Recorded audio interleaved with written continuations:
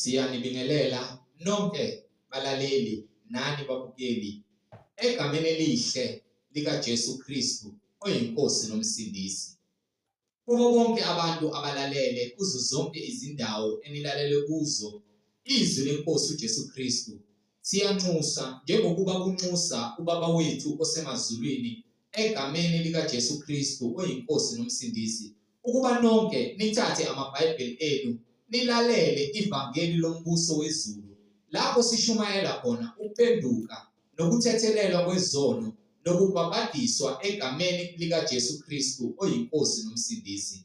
Kulabo abalalele emva kokulalela abafisa ukubhabhadiswa egameni likaJesu Kristu, nalabo abanemibuzo mayelana neBhayibheli, nalabo abanobufakazi uJesu Kristu yena yedwa oyinkosi nomsindisi esezembulile empilweni yakho, wakunika ufakazi ukuba ukuthule kuzo zonke izindlebe ezilalele ezimisele ukuzwa eqinisweni nasebungcweleni ngobufakazi bakho, ukuba nonke nixhumane nathi kule mininingwane esiyoshiya njengamanje. Ngizoqala nge-email address ethi izwilenkosi.ujesukristu@gmail.com, izwilenkosi.ujesukristu@gmail.com, no my cellphone number, no my WhatsApp number, la ningakwazi ukuxhumana nathi khona ethi 066 566 9245, 066 566 9245.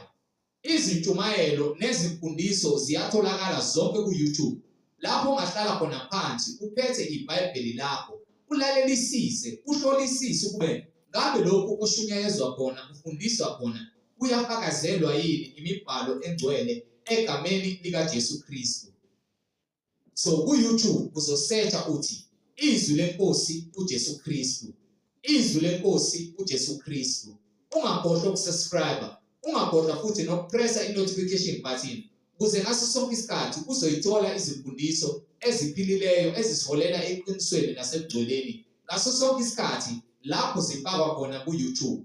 Ungakhohlwa futhi nokusherisha ilink nabo bonke abantu obaziyo, ikakhulukazi labo ohlanganyela nabo ngaso sonke isikhathi lapho nihlanganyele khona nifakazelana enhlanganyelweni yenu ukuthi uJesu Kristu yena yedwa uyinkosi nomsindisi, nifakazelana ukuthi uNkulunkulu yena yedwa udale izulu nomhlaba, ukuze wonke umuntu omaziyo ahlolisise imfundiso ayaziyo ngekwembhalo engcwele izwi lenkosi uJesu Kristu. So ku-YouTube sherisha ilink nabo bonke abantu, izwi lenkosi uJesu Kristu, izwi lenkosi uJesu Kristu. Ake sigobise amakhanda sibonge ubaba wethu osezulwini ngokusipha lesikhathi samanje sokuthi sikwazi ukuhlanganyela silizwe izwi lakhe kuzo zonke izindawo esikuzo. Ake sigobise amakhanda sivala amehlo. Baba wethu osezulwini, mangcweliswe igama lakho Nkosi uJesu Kristu. Umbuso wakho mawufike ezimpilweni zethu sisemhlabeni njengasezulwini. Usiphe namhlanje isinkwa sethu semihla ngemihla, ngokuba umuntu akanakho ukuphila ngesinkwa senyama kuphela, kepha ngamazwi wonke aphuma emlonyeni kaNkulunkulu ekumele siwagcine siwalonde ukuze sikhazumuliswe ngesikhathi esifaneleyo kwithemba esihlezi kulo elinguJesu Kristu yena yedwa oyinkosi nomsindisi. Siyacela Nkosi ukuba ungasinikeli ekulingweni, kepha usibusise Nkosi, usindise kukho konke izilingo nenkohliso egcwele emhlabeni ngobuqili namanga esitha uSathane uLucifer owaphula imiyalelo yakho Nkulunkulu namandla wamkhipha ezulwini lakho elingcwele. Siyacela singanikelwa kuleyo mimoya, kepha usoke izinhliziyo zethu, usihlanze sibe msulwa phambi kwesihlalo sakho. Siyayinikela imizimba yethu Nkosi uJesu Kristu ukuba intando yakho yenziwe, ugcwalise ubungcwele bakho ngaphakathi kithi egameni elihle lenkosi uJesu. Thatha udumo nenkazimulo, wena wedwa ukwazi ukusivula amadlebe, usisoke ngezwi lakho, intando yakho iziphumelele ikhazimuliswe ezimpilweni zethu. Sikhulekela nezwi elizofundwa liphume kuwe Moya Ngcwele, kungabi singezwa umuntu, kepha sizwe wena Nkosi uJesu. Sikhuza, usiyala, usiqondisa ngakho konke ukugcwele okukuwe Nkulunkulu wethu egameni elihle lenkosi uJesu manje naphakade. Amen. Bazalwane nabalaleli, yamukelani mfowethu uMhlengizoli ozobe sihola ngokwemfihlakalo yezwi, uMoya Ngcwele elusa izimvu zakhe, yena yedwa ongumalusi olungileyo egameni likaJesu Kristu oyinkosi nomsindisi. Amen. Siyanibingelela bazalwane. Egameni likaJesu Kristu, umnini mandla onke, inkosi yomusa. Silokhu sithule bona ubufakazi ngayo imibhalo efakazayo leyona eletha izwi elipheleleyo ukuthi yinye inkosi eyadala izwe nomhlaba, yinye futhi inkolo esimele ukuthi sibe nayo, munye futhi umbhapatisi ekumele sibhapathiswe ngawo. Egameni likaJesu Kristu, umnini mandla onke, sinikwe ithuba sathola umusa. Ithi imibhalo uNkulunkulu owanikela ngendodana yakhe, ngiyacabanga ukunikela ngomntwana wakho phakathi kwabantu abangafuni ukuba abantwana bakho bakudube ndlela zonke, kepha bese kuba khona umntwana oyikhethelo owaziwa ubaba amlethe phakathi kwabantu, futhi engamlethi ngokuthanda kwabantu, amlethe ngamandla akhe. Sisonke sidaliwe ngale ndlela yokuthi omunye uqhamuke owesilisa nowesifazane, kepha alethe indodana yakhe yona eqhamuka kowesifazane ngamandla kababa avele ezulwini, bese kuthi azokhulisa le ndodana ukuba yenze konke okufuna ubaba osezulwini. Bese ikwenzile konke lokho, bese abantu ayibeke phakathi kwabo bayijikele, bayizonde, bayibulale ngokuthi bayilengise emthini, bezitshela ukuthi baqedile ukuze phela bona badle ifa lokuba ngamadodana ngokomthetho wenyama ebebenikwe wona bahluleka ukuphatha. Kepha uNkulunkulu wathumela umuntu ozophila ngomoya, sibizelwe ukuba sibe ngabantwana bakaNkulunkulu ngobungcwele.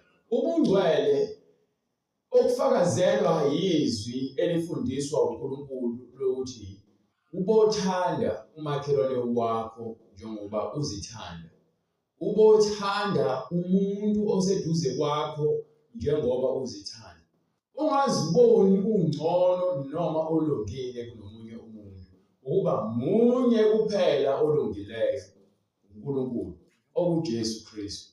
uJesu Kristu ulungile ngenxa yokuthoba ethobela uNkulunkulu.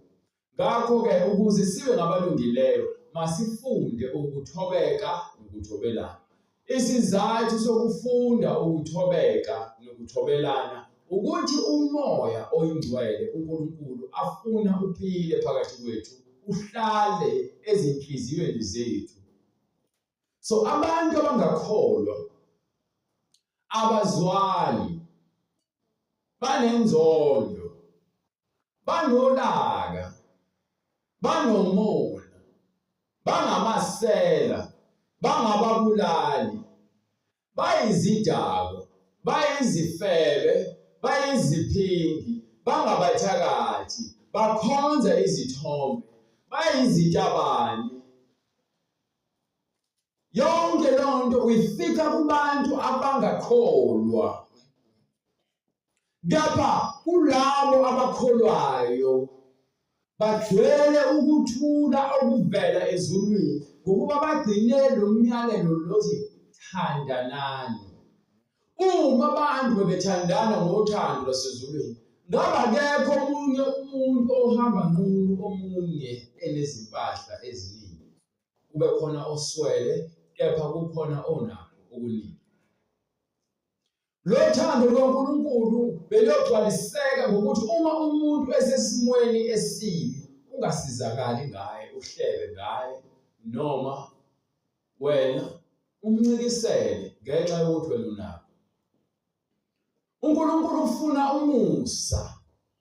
Yabona njengoba wena ngesikhathi ufuna umsebenzi, usuke ukhulekile endlini noma uthi uyafisa sengathi bangaqasha, kusho ukuthi ngaleyo ndlela ufuna bakuzwele bakuqashe. Kusuke kungewena wedwa ozofuna umsebenzi.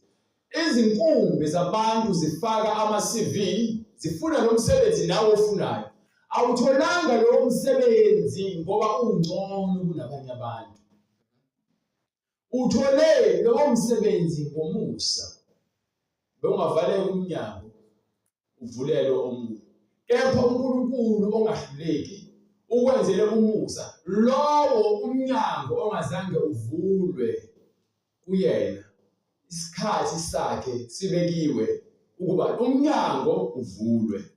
Kepha uma lo muntu ehluleka ukubekezela bese afune indlela ezokwenza ukuthi umnyango uvuleke ngamandla akhe noma ngamaqhinga noma ngamacebo akhe, uzovuleka umnyango. Kepha ngeke uNkulunkulu athi uvulwe uyena lo mnyango ngoba yini? Uhambile efuna umsebenzi wangawuthola. Awulungise lapho. Uhambile wayofuna umsebenzi noma uhlale ungazi ukuthi lelo luzali njikanje ngoba manje angazi noma iyona le. Uhambile wayofuna umsebenzi wangawuthola. Wena wawuthola. Kepha lowo olindile wathi kulungile. Uma kuyintando kaNkulunkulu ukuba lo msebenzi ngawutholi kulungile. Kepha lowo ethe engeke kwazi bese agijime ahamba esangomeni, agijime ahamba ayofuna inyanga imnike othikoloshe, imnike izinyoka, imnike noma ngabe yini lezo kwenza ukuthi noma ayothatha isibhamu abulala abantu ngemali, noma athatha isibhamu ayobamba inkunzi, noma athatha isibhamu ayobamba izimoto zemali. Usefune indlela eya empumelelweni esheshayo, akuyona evela kuNkulunkulu. Awukwazi ukuthi ungathi wena ke ubulala abantu, uthatha imali bese ukhokheliwe uhambe uyothengela umndeni wakho ukudla, wakhe umuzi, uthenge izimoto, niphume nicebeleke uthi ubusiswe uNkulunkulu ngegazi labanye abantu, ngezinyembezi zabanye abantu. Kweminye imizi kunabafelokazi omama bashonelwe bazilile ngenxa yakho bese uthi lokho kuyisibusiso. uNkulunkulu uthi akathokozi ngokubhubha kwethu. So uma ngizothi mina ngiphumelele ngenxa yokuthi ngithwele ngabanye abantu, kunomama walahlekelwa ingane. Ingane yakhe ngayithatha mina ngahamba ngoyinquma, ngakhipha izicucu emzimbeni, ngakhipha ulimi, ngakhipha izithende, ngayisika, ngahamba ngonikela enyangeni ukuze ngicebe. Bese ngithi uNkulunkulu ungibusisile noma uthi amadlozi angibusisile. No, uSathane ungibusisile. Usebenzela uSathane ngoba usebenza ngegazi. Wonke umuntu osebenza ngegazi. Ngiyethembela. Wonke umuntu usebenza ngegazi, noma ngabe igazi lesilwane noma ngabe igazi lalo. Wasebenza isigazi ukuze kufezeke izinto zakho. Unecala phambi kwaNkulunkulu. Asinaceba ngegazi. Asinaphumelela ngegazi embusweni kaNkulunkulu. Ezweni yebo singaphumelela singaceba ngakho konke kwasezweni. Kepha embusweni kaNkulunkulu wonke umntwana kaNkulunkulu thiwa uma enendawo yokulala nezimpahla zokugqoka nokudla kwanele. Kepha labo abafuna ukuceba bangena ezilingweni eziningi nasezihibeni. Kukho konke lokho okuholela ekutheni umuntu abhubhe. Ukuthi impumelelo yakho ayilele ekubekezeleleni, kepha impumelelo yakho ilele ekutheni komunye umuzi kuyakhala. Yayizwa loo nto? Ngikhuzile loo nto, ngathi angiyifuni. Buya ngapha. Akudlali uMasigcozi la.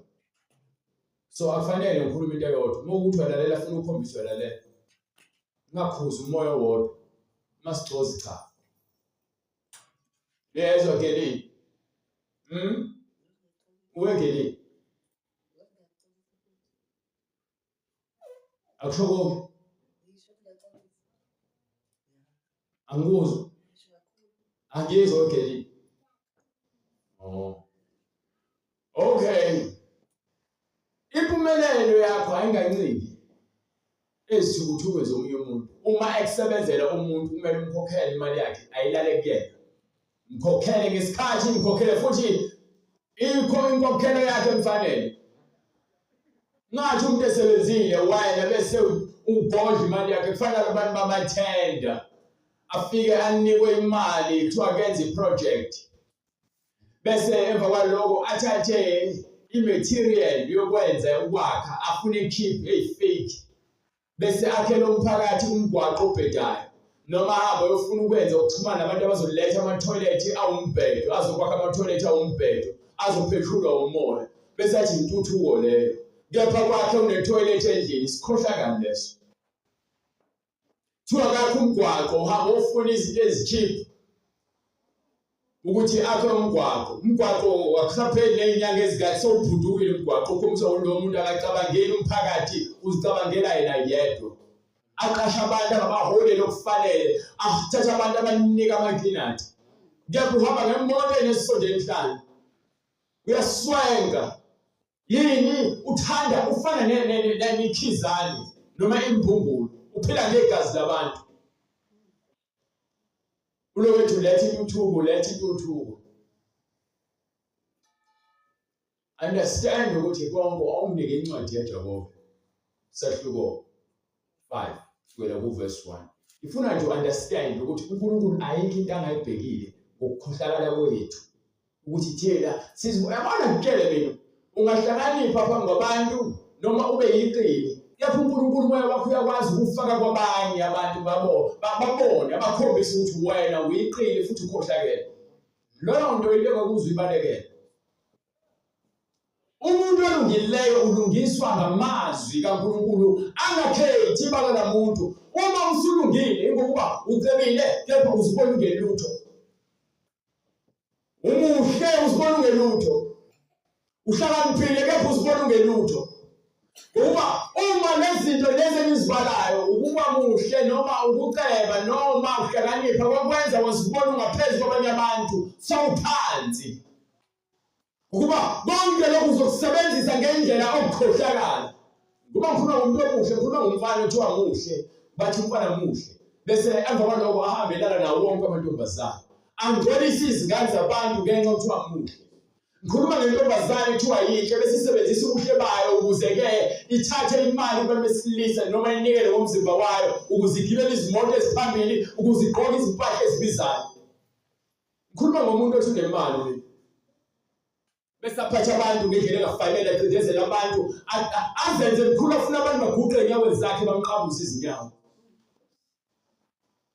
khuluma ngomuntu othi uhlakaniphile ethethe ukuhlakanipha kwakhe kuphenduke ubuqili bukaSathane asebenzisa abantu abenza amastebhisi khuluma ngamakhansela khuluma ngominista khuluma ngabo bonke abantu abasezikhundleni ngisho emsebenzini bezitshela bahlakaniphile baphenduka iziwula bayizitshela ukuthi bahlakaniphile lithi iBhayibheli baphenduka iziwula ngokuba bonke bokuhlakanipha kwasemhlabeni kunesiphetho kunesikhathi esibekiweyo uma uthathe ukuhlakanipha kwakho emhlabeni wakusebenzisa ngendlela ezolimaza omunye umuntu noma ezokucindezela omunye umuntu wena uzolithetha libomvu ukuba lithi iBhayibheli incwadi ekaJakobe isahluko sesi-5 verse 1 minani nina abacebileyo lethi-ke nina nonke lelo lithi minani akushiwo mnandi thathani imali kuthiwa minani amazwi enonikwayo minani nina nonke abacebileyo khalani into kumele niyenze nje ukukhala nilile usho ukuthi into ukukhala lokhu nokulila akushiwo ukuthi hamba ukhala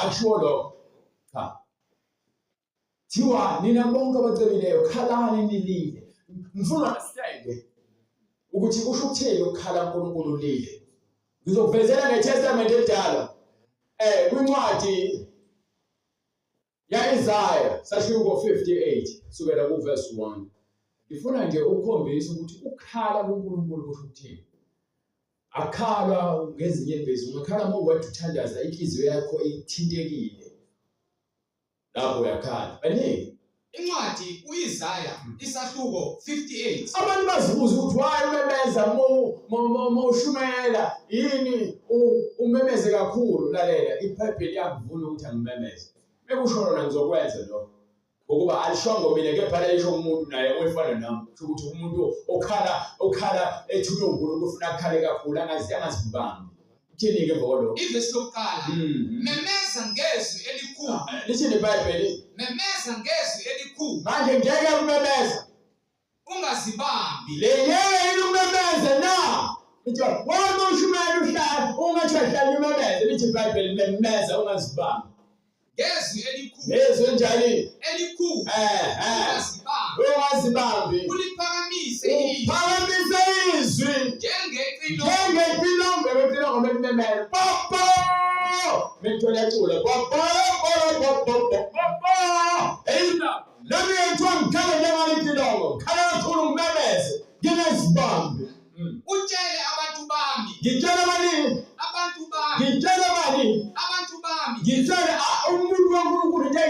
emhlabeni.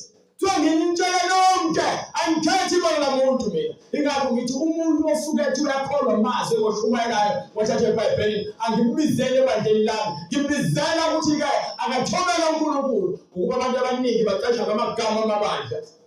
Utshele abantu bami iziphambeko zabo. So noma ngabe ukuliphi ibandla iBhayibheli liyangifuna ukuthi ngikutshele nje mawubheda ukuthi uyabheda uphambukile.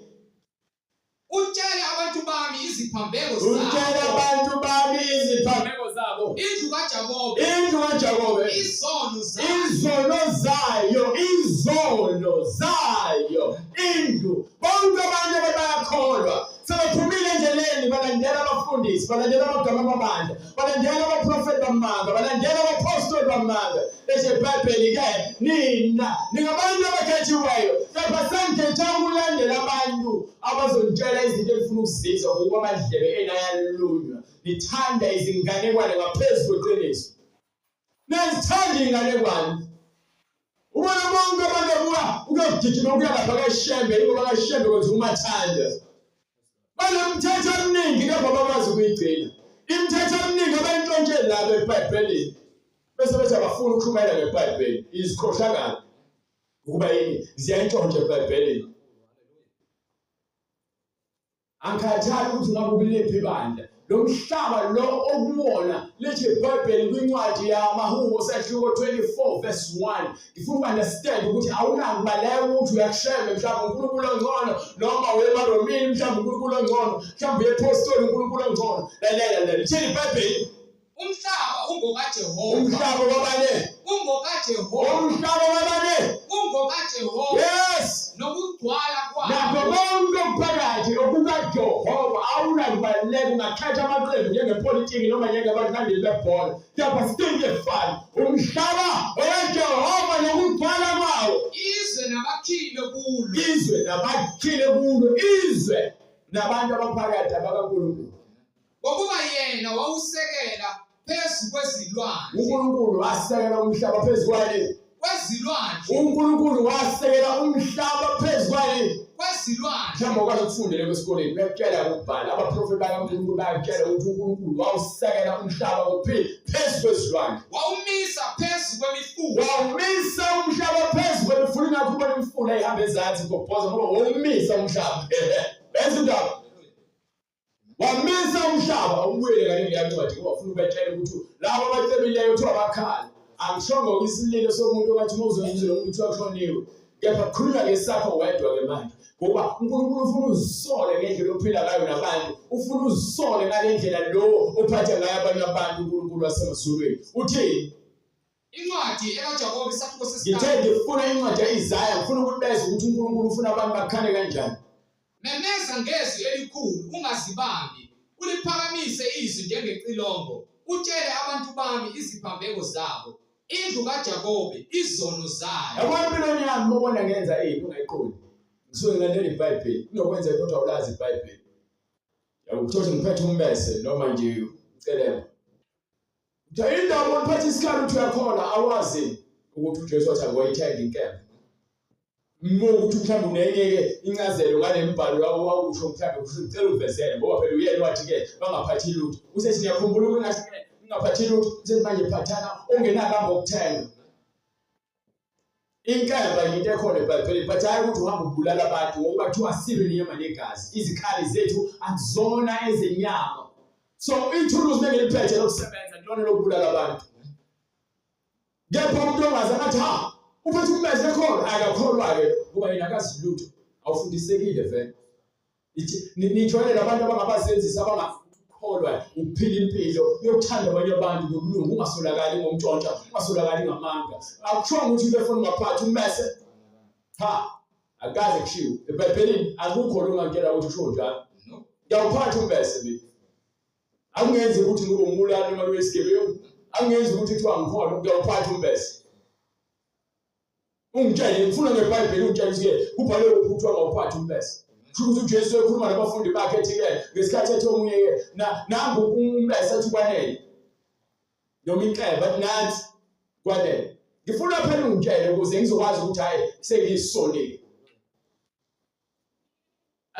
Phela ngiyafuna ukuthi ungitshele. Okay, banikele bright lencwadi le njengoba kukhulunywa kuthiwa batshela abantu iziphambeko zabo. Indlu kaJakobe yonke bese uthini kuyona. Nokho bangifuna izinsuku zonke. Abantu bahamba baye ey'nhlanganweni zabo, baye emabandleni abo. Bafuna abanye uNkulunkulu zinsuku zonke. Bathanda ukwazi izindlela zami. Banokufisa, ngiyazi abantu esikhathi esiningi abaphendukayo banesifiso sokukhonza uNkulunkulu. Kepha-ke inkinga ila ekutheni balandela imigudu noma imigudu engafanele. Balandele abantu. Baningi abantu abangamaqili kepha bakwazi ukuzikhotha emhlanje. Ukuba icala lakho limile. Yayithela ingoma ngisahlala lapha e17 eyiculwa abantu kuthiwa amabutho. Ha icala lami hakhoqilela zikhothe emhlanje. Thiwa icala lami alikho. Kepha umuntu yena uNkulunkulu wazi konke. Wena ungamphika icala lakho kepha uNkulunkulu yazi ukuthi alikho nelilodwa iqile likwazi ukuzikhotha ngemuva. Ukuba ngemuva ilapho khona kugcwele konke wena ungakuboni. Akukho qili lazikhotha emhlanje. Ungahlakanipha ukuhlakanipha kwakho lokubona ngaphambili ngemuva bayankokozela ubona. Ngemuva bayakuhleba uzwa. Kepha wena uzitshela ukuthi uhlakaniphe nabo bonke abanye abantu. Akukho qili lazikhotha emhlanje. Baningi. Nokho bangifuna izinsuku zonke. Bangifuna izinsuku zonke. Bathanda ukwazi izindlela zami. Bafisa ukwazi izindlela zikaNkulunkulu. Njengesizwe esenza ukulunga. Engazi ukuthi abantu abenza ukulunga. Singashiyi ukwahlulela kukaNkulunkulu wabo. Engathi abashiyi indlela uNkulunkulu afuna baphile ngayo. Babuza kimi izahlulelo zokulunga. Bafuna uNkulunkulu izahlulelo zokulunga. Bathanda ukusondela kuNkulunkulu. Banesifiso sokuthi basondele kuNkulunkulu. Bathi sizileleni ukudla. Bese bakhala bathi manje siyakuzila ukudla. Sikuzilela ngapho ukudla. Ungaboni na? Wena uNkulunkulu kepha uboni. Sisihlupheleni. Yini uNkulunkulu sizihluphe inhliziyo zethu kepha wena uNkulunkulu awukwazi lokho. Bekani Uthi-ke uthi uNkulunkulu-ke na uthi uNkulunkulu manje bekani ngosuku lokuzila kwenu ukudla. Niyaqhuba umsebenzi. Niqhuba ubonakala kwenu. Nicindezele zonke izisebenzi zenu. Lezo nto leyo nicindezela ini? Zonke izisebenzi zenu. Niyaqhubeka nokwenza izinto uNkulunkulu angazifuna ngesikhathi uthi uzila ukudla kepha wenza izinto ezimbi. Bekani Ngesikhathi uthi wena ufuna uNkulunkulu uthi ufuna ubuso baNkulunkulu kepha baqhubeka wenza izinto ezingcolile phambi kwakhe. Uthi-ke bekani nisilela ukulwa nokuphikisana. Kugcwele kukhona lokuzila ukudla inhliziyo zabantu zilikhulu. Ukulwa, ukuphikisana, nokushaya, ukuthanda ukulwa ngenqindi yokubi. Yizo lonto leyo, inqindi yenzondo. Anisazili namuhla. Ngitheni?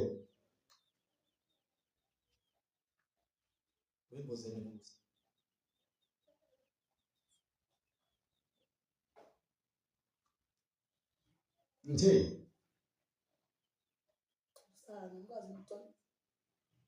Ade ngakhuluma nani lapha ezansi manje ngizocabanga. Angikhuzanga lento elenzayo. Yini mboniyenza?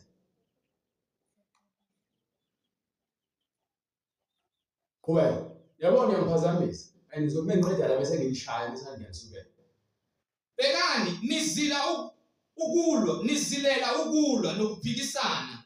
Nizila ukudla nithi ngifuna uNkulunkulu. Kepha inhliziyo zikhulu. Abantu basabamba amagqubu. Babhizi bajikelana ngamagama anzima amabi. Babhizi bayahlebana. Leyo nto leyo yenza ukuthi uNkulunkulu ahlale kuwena.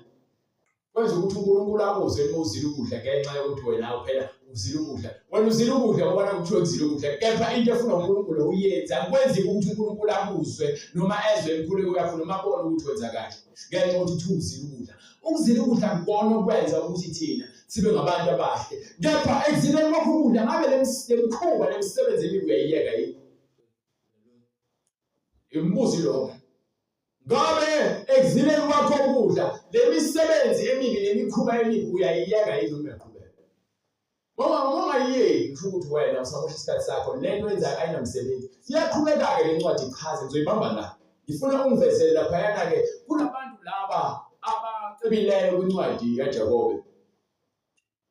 Nina abacebileyo mina-ke Incwadi kaJakobe isahluko sesihlanu ivesi lokuqala. Minani nina abacebileyo, khalani nilile ezinhlupheko eziyakunehlela. Izinhlupheko ezizokwehlela bonke abacebileyo yilezi zokuthi-ke ngoba bephakeme emhlabeni baphakanyiswa yini imali nengcebo. Izinkomo eziningi, izimbuzi eziningi, imfuyo eningi, umhlaba wakho unonile, ingane zakho ziyazala ngempela kumnandi, hlezi kunamadili kuyabuswa. Abasiboni isidingo sokuza kuNkulunkulu. Meqhamuka uNkulunkulu bathi lapha kwincwadi kaJobe esahluko 21 noma ngi-21 kusahluko 21 ngizithuke lapha ku-verse 14. Incwadi kaJakobe esahluko 21 kusukela ku-verse 14. Nokho bathi kuNkulunkulu, bese bethi laba abacebileyo bathi kuNkulunkulu, suka kithi. bathini uNkulunkulu? Suka kithi. Iziqephu azimfuni uNkulunkulu. Asifuni ukwazi. Uma uza kuNkulunkulu umhluphekile ungezi uzofuna imali kuNkulunkulu. Zena kuNkulunkulu uthi-ke zanini kimi mina nonke ensindaweni enikhatheleyo ngizakunipumuza. Akushongo ukuthi ngizonika imali ngokuba ukuthi ningazibekeli ingcebo kuphi emhlabeni. Kepha funani umbuso kaNkulunkulu. Nifuneni ukubuswa uNkulunkulu. Nifuna ukulunga kaNkulunkulu. Bese sithi zonke lezi zinto ziyakunezelwa kunini. Usho ukuthi uNkulunkulu ufuna abantu abahlupheke ngokomoya abafuna ukulungiswa ekuhambeni kwabo. Ingakho eveza kwincwadi yaIsaya ukuthi-ke nina nabantu abazila ukudla kepha izinhliziyo zenu aziguquki. Ningabantu abakhombela ukuthi uNkulunkulu ngizilile nje ukudla ngahlala 7 days ngisho ngahlala 40 days njengoMoses. Ngenxa inhliziyo yakho ingazange ize iguquke uyefana nomuntu ongakholwayo.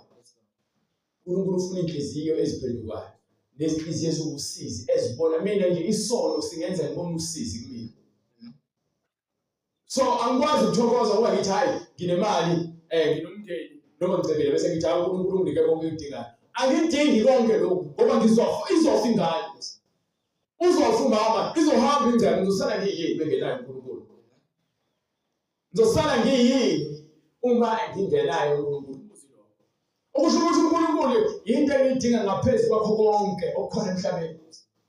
Ngokuba uJobe zafa ingane zakhe yahamba ingcebo. Wagula, thebe segula, wavuma ukuthi uyagula. Wathi-ke kusobala ukuthi-ke ngifike ngiyize, ngifike ngibune emhlabeni noma sengihamba. Ukuba yize kukwabili khona ubanqunu ngokwezingubo ungaqondi. Khona ubanqunu ukuthi ufike wedwa. Ukuthi ufike wedwa emhlabeni ukunqunu ukuthi ayikho into khona emhlabeni ohamba nayo, uhamba njengoba unjalo.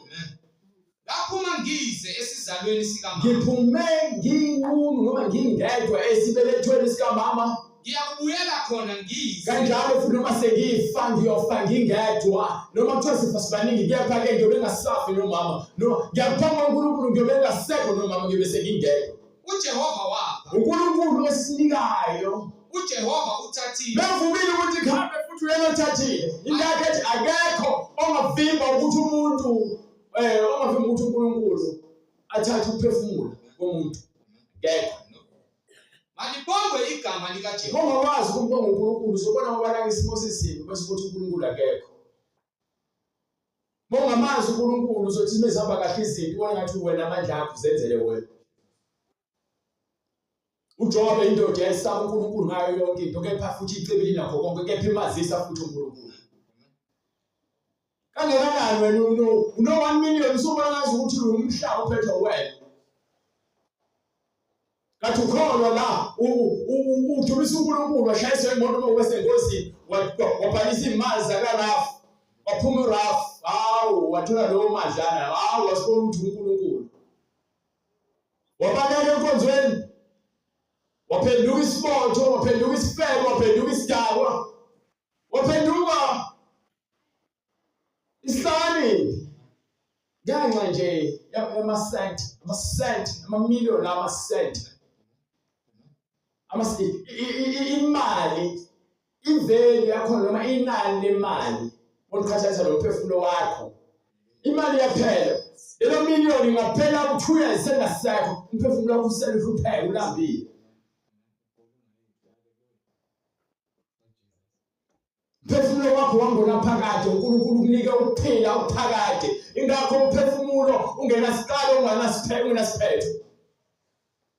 Umphefumulo unasiqalo ungasiphetho. Ngokuba umphefumulo wakho uvela uNkulunkulu, uNkulunkulu akanasiqalo akanasiphetho. Ingakho lithi iBhayibheli uNkulunkulu wadala umuntu enhlabathini. Inhlabathi uwudaka futhi-ke inesiphetho sokuphinde enhlabathini. Ingakho besufa bakuthathe bakufaka lapha enhlabathini emathuneni noma engadini. Sekuphela isikhathi senyama emhlabeni. Yonke into inesikhathi sayo ngaphansi kwelanga. Yapha uthi umphefumulo wakho uyokuthatha ulahle entilongweni. Kulinde isikhathi sokwahlulela lapho khona uyokuhlushwa khona. Udliwe izimpethu, ushiswe umlilo ongacishi. Akusayona le nyama igqokisa nemhlabeni ehlobisa. Kepha sekumphefumulo wakho. Umphefumulo wakho sowuhleli lapha esihogweni. So uyakhala soyazinendela. Bonke lokuphakama nokuthi uhlakaniphile kuzophela le emhlabeni. Angikhathali ukuthi ngabe ubani, uzizwa kanjani, uzibona kanjani. Phela ngakho konke sayozilanda kuJesu. Ingakho lithi iBhayibheli wonke amadoda nazo zonke izizwe ziyakuguqa phambi kwakhe. Angeke usaguqa ngoba naye ukuthanda uyobe sokuphoqwa isiko. So ubona ukuthi uJesu ngempela uye. Akekho umuntu. Akekho onqoba ukufa ngaphandle kwaJesu. iBhayibhelini akekho onqoba ukufa. Khathali ngakiphi inkolo. Bonke laba bakhonzayo kuthiwa oBuddha, amaHindu, obani, bonke noshebe bangaphansi kwenhlabathi akekho owavuka. Wabonakala, wathumela abafundi bakhe ukuthi abamotshela abantu ukuthi kuJesu khona ukuphila. So ungalinge nje uzikhohlise. Ufike unqunu uzomba unqunu. Uphakama kwakho uzophela emhlabeni. Imali yakho ayikho ngeke ikusize ngalutho. Ngeke ikusize ngalutho. Mawuzibona ukuthi umuntu ubona unemali mosha isikhathi sakhe. Ingcebo yabo ibolile. Ingcebo yabo yabantu bonke abacebileyo abangafuni ukukhokhela abantu imali endlela efanele. Abantu abadelwe ngabantu benze ukukhohlakala noma behola bedla imali zabantu. Abantu abaholela iziphoko omama abantwana ezingane bengenazo. Bonke labantu labo basebenzayo bengafuni ukuholela abantu imali zabo. Bonke labo bantu abacebile kepha ingcebo yabo enjani? Ibolile. Enze loo nto leyo. Nekhuluma umhlengi kuthiwa yokuhlaza lokufana no. Khuluma ngayo nje uvela akhipha amagama aqoje belalela. Ingcebo yakho ibolile. Ingcebo yakho ibolile kusho iBhayibheli. Nesingubo zenu nale mpahla ozigqokayo. Yabona impahla ozigqokayo uthi ziyabiza. Uma ugqoka ufuna ukukhumala kumele wanyathela. Ngabulala umuntu ngemuva ukunyathela ngale mpahla oyithanda kakhulu. Zidliwe izinundu. Impahla zakho nazo futhi nazo zigqwalile zikhuntile. Noma zidliwe izinundu nje zidliwe izikhunta. Yebo le mhlabeni zinhle. Yabo bonke uNkulunkulu ziphi. Zigqwalile zingcolile ziyanuka. Zinuka lesono sakho nenhliziyo yakho embi. Igolide lenu nesiliva ugqwalile. Bonke lokho ohlobe ngako emhlabeni amacici akho, ingabe iTV yakho egolide noma itoilet legolide mawubhosha amasimba ashone phansi ehlenge egolide akusho lutho. Nokugcwala kwakho kuyakuba kanjalo nokungcola kwakho yabona ukungcola kwakho kwesono. Ingakho incwadi yeSambulo sahluko 3 kusukela kuverse 16 ithi-ke bekungcono ngobanda noma ngokushisa ukuba uNkulunkulu nami ngizakuphimisela ukuba wena uyachoma wena. Uthini verse 17? Verse 16 ngakho-ke njengokuba ngifuna u17 ngokuba uthi ngicebile. Ngoba uzitshela ukuthi wena ucebile. Angisweli lutho. Awudingi lutho. Kanti kawazi ukuthi kanti unento oyikhohlwayo ongayazi futhi. Unento ongayazi ukuthi wena njengoba uchoma ngempahla nemali nangengcebo awazi ukuthi wena umuntu osizi. Nokuhawukela. Udinga nje ukuthi ube khona umuntu ozokuzwela. Kepha uNkulunkulu kuphela ongakunika lelo zwelo. Nompofu. Uhluphekile futhi. Yebo unayo imali. Yebo unayo ingcebo. Unayimoto unomuzi omuhle lele embhedeni ka-15,000 noma ka-25,000 kepha uthi uNkulunkulu njani nophofu nophuphethekayo uphekile futhi-ke amehlo akho ayimpumputhe ngokuba uvalwe ingcebo amehlo njengoba ngithi nomuntu omuhle ufanele ukuthi njalo mezibuka esibuhleni bamtshela ukuthi muhle bese lokhu ezibuka njalo ezitshela ukuthi muhle kanti useyaphuphetheka ubuhle bakhe sebumenza isilima nohambase fana umuntu ohamba nqunu umuntu ohamba nqunu yena nje ugqokile khuluma ngani khuluma ngokuhlakanipha nangokuthobeka umuntu osevuma ukuthi umuntu akazilutho ngikhuluma ngokwenyama ngikhuluma nje ngokuhlakanipha ukuba isilima kusho ukuthi noma angithi ukwenza isono ukuba isilima noma ukuba isiwula ukwenza ukuthi ube nqunu phambi kwaNkulunkulu hayi phambi kwamhleli so uNkulunkulu wena uphakeme ngenyama yakho uyazitshela futhi uJesu uhlakaniphile kanti uyiqili awukwazi ukuzikhosha emhlanje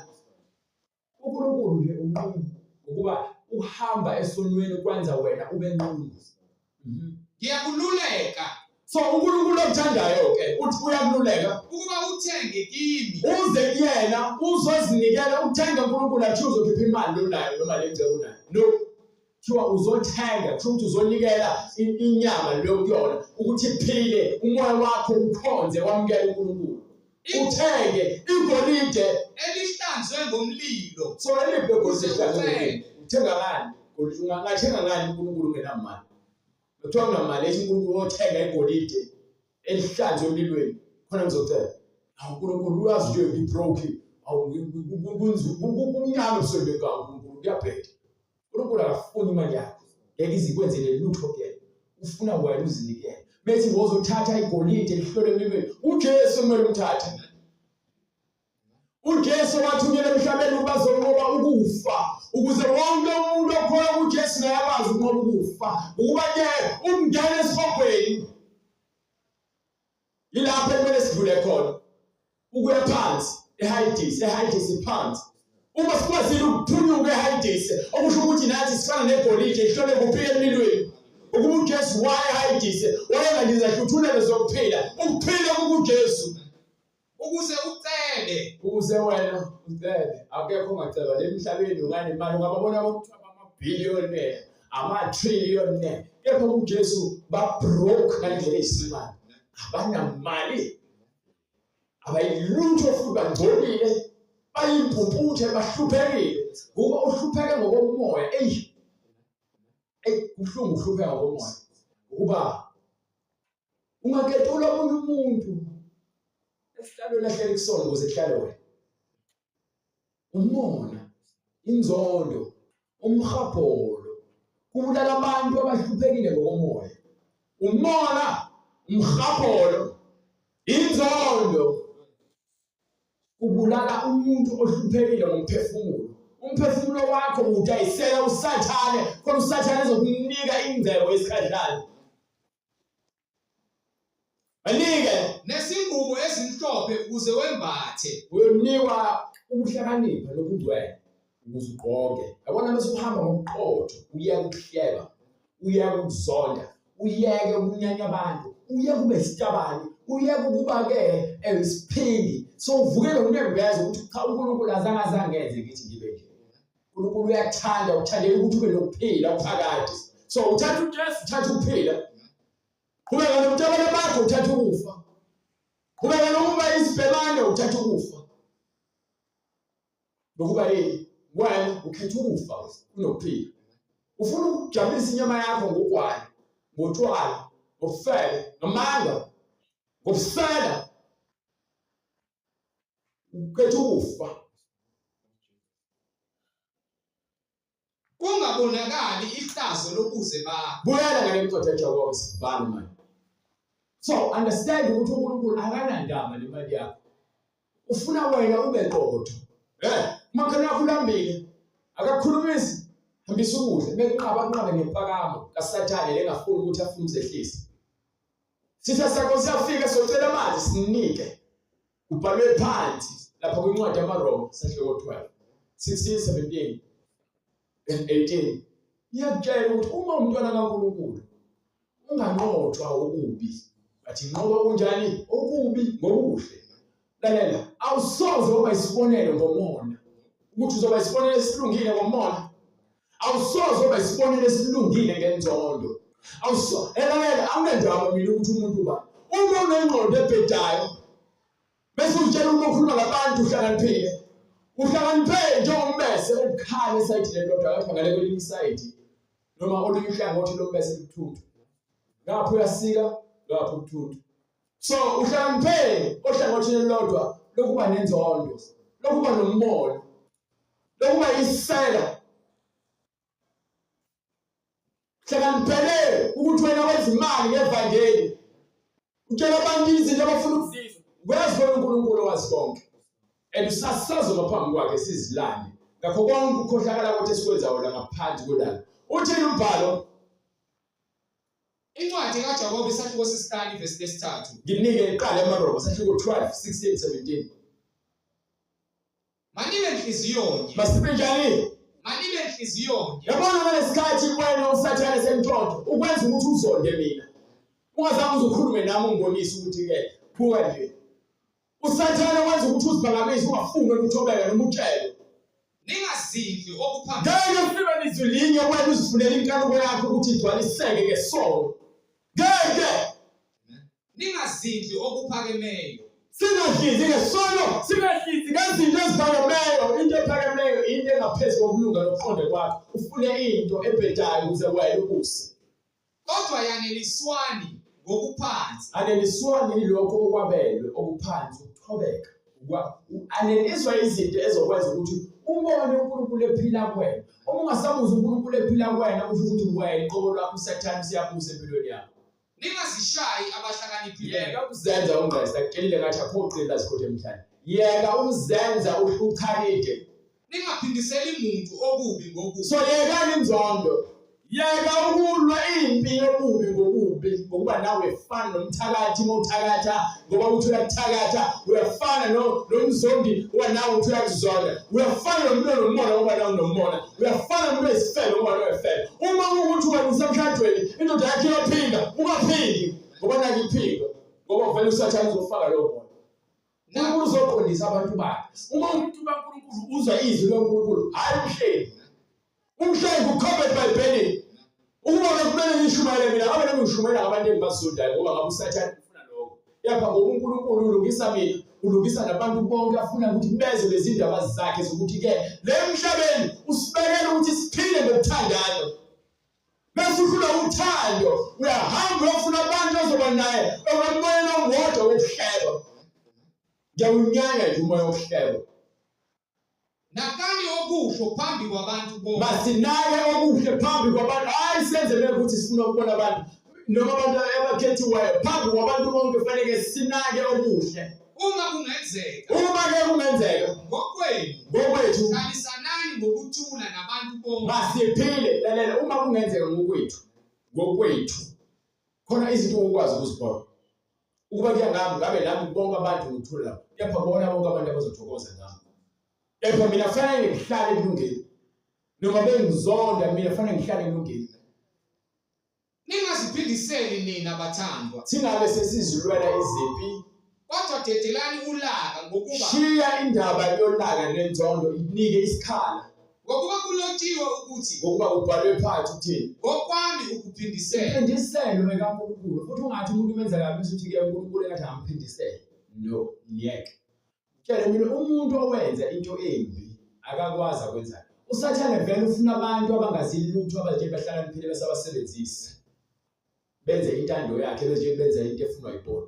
Nalesikhathi uzonda umuntu ngoba ekuzonda wena wenza intando kwaSathane vele ungumqhathi wabantu ungumula umkhohlisi. So abantu bathanda ukumphila uSathane. Inhlamba umculo ebhedayo uthwala ukuhlala ngamaqoqo uphiwa insangu uphela ugwayi. Abantu labo baphilela uSathane ngoba yini bagcwalisa inkanuko yokuziphatha bazilawule ngendlela ezobulala ini isithunzi sakhe iphinde ibulale impilo yakhe iphinde ibulale ubungcwele bakhe. Mawukuthi nje uthi uyasindiswa sindiswa uphila impilo yosindiswa. Mawukuthi wena uthi uyasindiswa kepha kusafuna ukuyophila ayishiya ukusindisa hamba uphila. Ungathi ayisindisiwe kepha utholakala emashibhini. Ungathi usindisiwe kepha ubhizi usedayisa ugwayi. Bemugwayi. dayisa utshwala, phuza utshwala. Ngokwami ukuphindisela uNkulunkulu okwakhe ukuphindisela wena inhliziyo yakho wena funda ukuthethelela nokuthi uyabusisa abakuzondayo. Funda lezo zinto. Wafunda lezo zinto unqobe usathane. Yeke unqobe usathane usenza into ezomakhelana nakho kwena embi. Uyafana naye umoya munye. Phela nje ukuthi nje ibhekene ngeziqu wena. Lapha liyafana. Ngiyakubuyisela mina isho inkosi. Okay, uyena kwincwadi yaJakobe sibhale kuyona. Lo moya wenzondo, umoya oqili, uqala nganesikhathi uwedwa. Uthatha isinqumo sokuthi hey abazi ngizokwenza kanje. uNkulunkulu uyabona. Akukho ufihlakele phambi kwakhe. uNkulunkulu akanandaba ukuthi akuyithulele nje onqaleni no. Bathi wena kufundisile ukuthi ke thethelela wena wenze njani? Hayi njena mina ungakwazi ukubekezela. Oh indaba ongakwazi ukubekezela ilapha echibini lomlilo. Uzoyakhona. Uthini ubhalo? Incwadi kaJakobe isahluko sesihlanu verse 3. Igolide lenu nesiliva ugwalile. Yonke le ngcebo lesichoma ngalo emhlabeni uma sithola ngendlela engafanele futhi singakwazi ukwabela abantu uma sinakho kuthiwa kungcolile. Nokugcwala kwakho kuyakuba ngufakazi ngakini. Yes.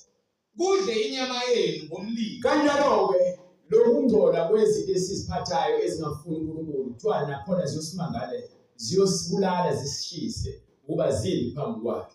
Niqongelela ingcebo ezinsukwini zokuphela. Niqongelela isiphizi sifuna imali, sifuna ingcebo emhlabeni kepha izinsuku ziyaphela, sifuna ukulunga, sifuna ukuphila okuphakathi. Bekani. Umvuzo wezisebenzi ezavuna amasimu enu. Abantu abanisebenzelayo anibaholeli, abantu abanakekelayo anibaholeli. So ke lokho kuyicala phambi kaNkulunkulu. Nina bonke abantu abaje bayabusa. Noma ngabe uno-garden boy, noma ngabe uno-kitchen boy, noma ngabe unomama uklinayo, noma ngabe lo mama momrobha imali yakhe noma ngabe ufuna umkhokhela noma umxhaphaza. uNkulunkulu ubhalile ukuthi lokho kuyokumangalela ngoba uthe wena usendaweni ephakeme wabukela abanye abantu phansi. Wangafuna ukuthi wena wabela abaphofu nabafelokazi wahlulela ngendlela efanele. Benika izenzo sahluko 2 verse 37. Kulabo bezwayo izwi uNkulunkulu akhuluma nabo ngoba ke izwi kaNkulunkulu lalabo abakhethiweyo, inhliziyo zabo eziyinhlabathi evundile. Abangathi mebezwe izwi kuba abantu abazoqinisa izinhliziyo zabo babe wontamo olukhulu. Kepha kube ngabantu ke abazoba inhlabathi evundile ithi mefika imbewu bese bekhipha izithelo ngobuningi bazo. Sebekuzwa bahlabeka enhlizweni. Bathini ke? Bathi kuPetru Matthew nakwabanye abapostoli, madoda bazalwane, siyakwenza njani na? Bathini uPetru? Phendukani. Uthi uPetru masiphendukeni kusho iBhayibheli ngoba uJesu umfundisele ukuthi abantu ufundisa abantu ukuphenduka. Kuthiwa ke asiphendukeni kukho konke ububi besibenzayo. Cela uNkulunkulu athethelele, ungaceli mina ayithethelele. Uma ukuthi ungone mina ngizokuthethelele, kepha uma ungonanga mina cela uNkulunkulu athethelele. Cela uNkulunkulu athethelele, funda ukuthi wazi uNkulunkulu. Phendukani. Yes. Yilowo nalowo ababhaptize egameni likaJesu Kristu. Kukho ukuthethelelwa kwezono zenu. Khona nabamuyeliswa isiphiwo sikaMoya oNgcwele. Ngokuba isithembiso ngesenu nesabantwana benu. Esaba bonke abakude bonke inkosi uNkulunkulu wethu ababiza. Wafakaza nangamanye amazwi amaningi wabayala wathi. Uthi yazisikiseni kulesizukulwane lesi sibambeneyo ukuba isikhathi sokuphenduka simanje ngale kwethu nasikho. So uma uzwa izwi kaNkulunkulu likuthinta inhliziyo lilungisa wena, alilungisi mina. Mina sengicedile ngami, ngisaqhubeka ngiyalungisa ngingedwa. Angidingi ukuthi ngilungise nawe khona ngizobona ukuthi ke ngilungiswa kahle. No, ngilungisa ngingedwa. Nawe ufuna ukulungisa uwedwa, ungabheka omunye umuntu. Ilona lokho ufuna izwi kaNkulunkulu ngokupheleleyo, ufuna ukuphelela uJesu makasithini. Lokho sithi sifuna ungena emanzini abhabhadiswa makasithini. Angena emanzini yokusho kwempala egameni likaJesu Kristu. Kukho ukuthethela kwezono zethu. Ezindaba ungena egameni likaJesu Kristu emanzini. Awungeni ngegama lami.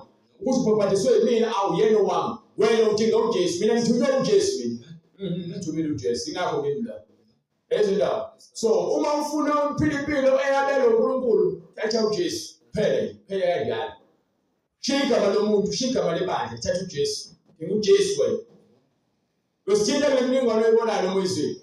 Jesu Kristu inkosi. Osivalele uNkulunkulu. Baba egameni lenkosi yethu Jesu Kristu, uNkulunkulu namandla. Izwi lakho Nkosi lokuphila. Siyacela lisebenze umsebenzi wakho uNkulunkulu wethu odale yonke inyama yonke iphefumulo ingeyakho. Izwi lakho Nkosi lisekele izulu nomhlaba. Wena wedwa uthembakele Nkosi uJesu, mayenziwe intando yakho ey'mpilweni zethu sisemhlabeni Nkosi.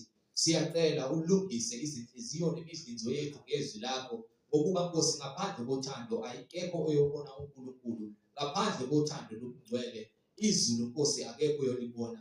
Mayenziwe intando yakho. Sibonga indlela enguJesu Kristu oyindlela neqiniso nokuphila. Egameni lakho Nkosi uJesu manje